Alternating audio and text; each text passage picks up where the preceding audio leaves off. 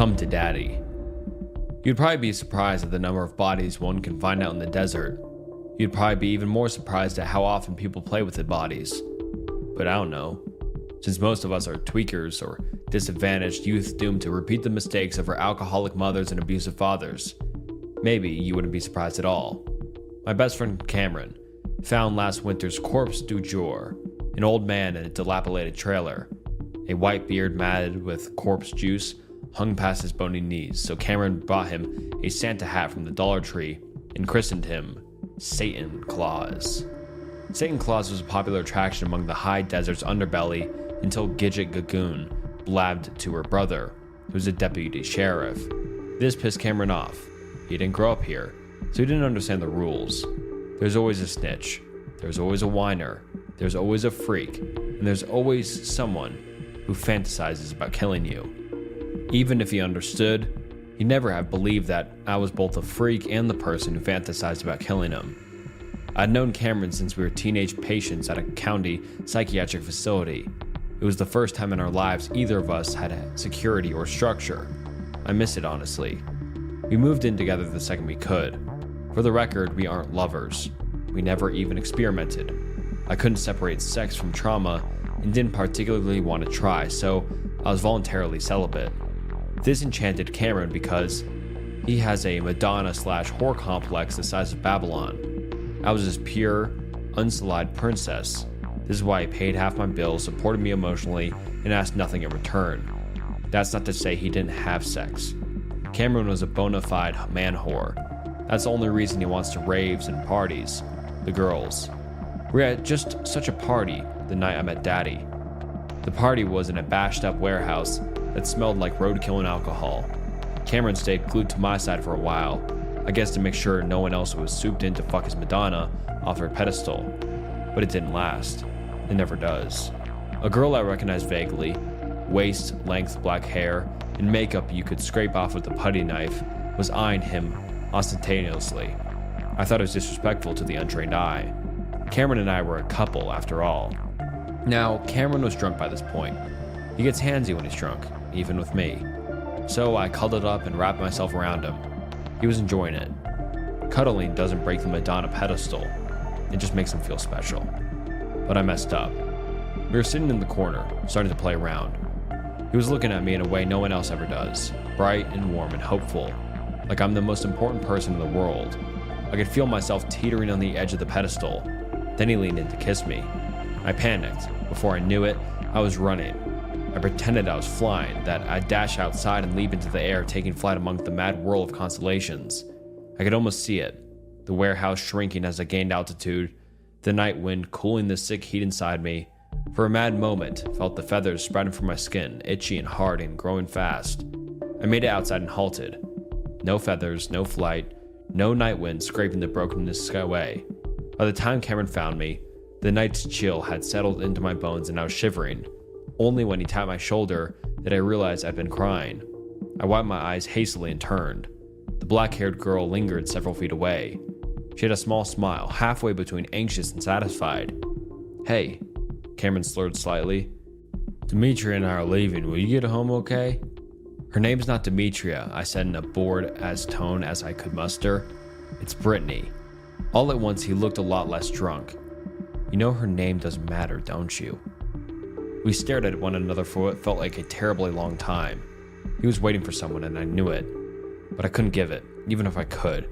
I'd stop mattering the second he got it. "Don't keep her waiting, Cameron." His face somehow drew upward, then fell into a flat smile. He gave me a half-assed wave and left with Demetria. I counted to 1,000, then went back inside. A humid rush of sweat, piss, and beer burps crashed over me like a wave. The crowd writhed and squirmed like maggots. Music blared. Bargain bin lights spun over everything. It all seemed so pointless. Nothing would be accomplished here tonight. Nothing would ever be accomplished here on any night. I looked down at the floor. Amid the chewing gum, spilled drinks, gouges, and stains, I saw 3 words written in the black Sharpie. "Come to Daddy." An arrow underneath pointed east. I looked up at the pointless party, and I thought of Cameron, of the way he looked at me. He'd be given that look to Demetria just now. I followed the arrow. Halfway across the warehouse was another message and another arrow. Keep coming. I followed it to the back wall, to another Sharpie message. Hurry, Daddy's waiting for you. This arrow was absurdly long and pointed to a bland door I wouldn't have noticed otherwise. I opened the door. Cold, foul air swept over me. I gulped a deep breath. It was preferable to the sweat-heavy humidity behind me. Before me was a set of rickety metal stairs. I descended and found myself rewarded with another message. Daddy's coming through the back. I turned into a low concrete corridor lit by flickering fluorescent lights. Something came into view at the other end. Bony, huddled, and terribly small. A body. Its head lay tilted against the wall, open jaw yawning up at the ceiling. Overhead, painted in streaky letters, was a single word. Daddy. An oil drum sat next to Daddy. I withdrew, gagging, when I saw the half-rotten sludge of dead vermin at the bottom. A nightstand sat on his other side, bearing a plastic container filled with Hershey Kisses. A hand-lettered sign read, "Give Daddy a kiss." This crazy bullshit was enough to salvage the night. Smirking slightly, I unwrapped a kiss and popped it into Daddy's gaping mouth. A second later, he shuddered and began to chew. His head lolled weakly. With a heavy grunt, he flopped forward so that his eye sockets were trained on me. Something glinted within, dark and iridescent like dirty oil. He swallowed the kiss and spoke. "What do you want from me?" Terror and mirth whirled together in a mad tornado. "What?" He lurched forward, desiccated body hitting the concrete with a clatter. "I can give you one thing. Any one thing. What shall it be?" I thought about it. I really did. If wish granting, Hershey-loving corpses exist, might as well take advantage of the wish. Except I didn't know what to wish for. I didn't want to be normal. People like Dimitri are normal. I didn't want another life. Why bother when I barely want to live? I couldn't have Cameron. He'd have to turn into something he's not before that would ever be a possibility. I didn't want money. I didn't want a house. I didn't want a better job. All of these are changes. At some point, every change causes pain. I've had enough pain for a lifetime. "I don't know," I said. Daddy's dark eyes flared. "That does complicate things." He smiled, papery skin cracked and split like porcelain varnish. "But it makes them interesting. Give me a rat." He pointed to the vermin barrel. "I need protein." It didn't occur to me to resist. This was the first time in memory that I actually felt alive. I snatched a mushy tail from the morass. Only half a rat emerged, melting into translucent rot before my eyes. I tossed it to Daddy, who lunged like a spaniel and caught it in his mouth. He swallowed it whole, then said, "I can tell you the deepest desire of your heart and give it to you." "Why?" "Because I can." This was the only justification I recognized, the only one I believed, the only one that made sense. "Then do it." "Not that simple. I need energy." "More rats?" "Well, of a kind," he chuckled, "but not exactly." He watched me expectantly. Those sockets glinted madly, reflecting every color under the sun and several I couldn't describe. Music thumped from upstairs, losing trickles of dust and reverberating through Daddy's lair. "I don't get it." "People. I need people, or rather, parts of people. Skin, eyes, hair, livers." I eyed him suspiciously, wondering just how fast this monkey's paw motherfucker could run. "You can get all of those from me. You're my client. Clients pay the provider's price. You pay this provider's price in bodies. I need 2 eyes, 2 lungs, 1 stomach, 1 liver, 1 skin." He continued, rattling off seemingly every organ in the human body. Then he finished. "And each must come from a different person." I contemplated this briefly. "You'll show me what I want. Something," I added silently, "that will make me happy, and you'll give it to me?" "I swear on my name." "Which is?" He wagged a finger. "Sorry, darling. Names are power here, but on oath upon my name, spoken or otherwise, is unbreakable." I watched him. He smiled widely. The thin remains of his mummified skin split and flaked off like snow. Under the lights, he looked like a cross between a Halloween decoration and a bad Photoshop project, except for his eyes. Those dark, writhing masses of nearly hidden color. I turned around and went back up to the party. Almost immediately, I spied a long, shimmering curtain of black hair across the floor. For a triumphant moment, I thought it was Demetria, but no. She resembled Demetria though, and that was enough for me. She wandered around nervously, a tragically overgrown little girl lost. I pretended I was her ride home and led her downstairs. Daddy warped and shuddered and grew into something that blotted the lights, something I couldn't look at without panicking, and swallowed her whole. I kept my eyes closed until Daddy cleared his throat.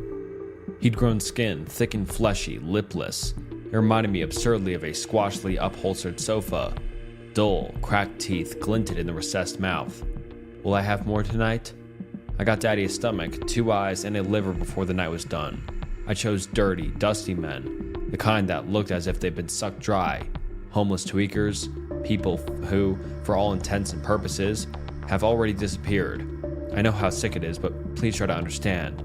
The only things I ever feel are fear and panic, and that only happens when someone touches me unexpectedly. Can you imagine what it's like to be dull and empty like a reptile? Except when you're accidentally triggered into reliving the worst moments of your awful life? I'd have given anything to change that. Anything to have something that would make me happy. So I fed Daddy people that no one would miss. It's easy to find them if you know what to look for. Men with sucked-in faces who ride children's bicycles, women with nice bodies and ancient haunted faces, dust-caked teenagers and old men sleeping under tarps in the desert. It took a month. In that month, Cameron began to date Demetria. She spent more time in my apartment than I did. After I walked in on her blowing him after a long shift, I went to my room and started to pack. I don't have much, so it didn't take long. Cameron caught me as I dropped the last bag in the trunk. His eyes were wet. She doesn't mean anything, he said. I slammed the trunk shut. Then that makes you a shitbag, Cameron. Tell me to dump her. I'll do it. I'm not your mommy. He ran his hands through his hair. His lips started to tremble. Loathing exploded through me. You're the most important person in my life. Only because I can't be. I climbed into my car and drove off. After a couple of brutally cold nights under the stars, I moved into the warehouse with Daddy. He sang lullabies and fed me Hershey Kisses from that dirty plastic bowl. No matter how many I ate, the bowl never emptied. Daddy didn't expect conversation, affection, or any attention at all. All said and done, it was relief. I still went to work, of course. Cameron came in every night. I felt a cruel surge of triumph wherever he wandered in. He still looked at me, as he always had, like I was the only person that mattered. Then Demetria followed him. The fight was a truly spectacular example of a white trash beatdown. He and Demetria were banned, and I got written up. It didn't really bother me. That night I found a raggedy fat man in foul-smelling clothes out behind the restaurant. I told him he could stay at my house if he wanted. He was slow, childlike, and took me at my word. Daddy ate him up quickly and spit the bones into the rat barrel. Then he burped, enormous fleshy cheeks beating like sails in the wind, and sat down. We're almost done, he said. Only one body left. I did a quick calculation. 2. A heart and a brain? He chuckled indulgently. I've had a brain all this time. All I need is a heart. By this time, Daddy looked like a cross between Nosferatu, Frankenstein's monster, and a Picasso painting. Pale, fleshy, and muscular, with ridiculous Fabio hair and a thick, indecently red mouth that didn't quite fit his skin. He had only one green eye and one brown eye. In place of whites, that murky, oily rainbow continued to swirl. I'll find it tonight, I told him. He hesitated theatrically. There's a special rule from the heart. My skin tightened. I need your heart. My pulse beat slow and heavy in my throat. That's against the rules. He laughed. You misunderstand. I don't need this. He tapped my chest. Tired little muscle. I need your heart. Only it's inside someone else. What? I asked levelly. Are you talking about? A heart that is yours is a heart that loves you. You mean Cameron? He smiled and nodded. I almost left. But why? Cameron doesn't really love me. He loved his illusion, his pure little princess. Someone he couldn't touch, someone who was too good to be touched. It was a paradox. The moment he got what he wanted would be the moment he lost it. But he could help me get what I wanted. If he really loves me, that would make him happy. Wouldn't it? I drove to my old apartment and knocked.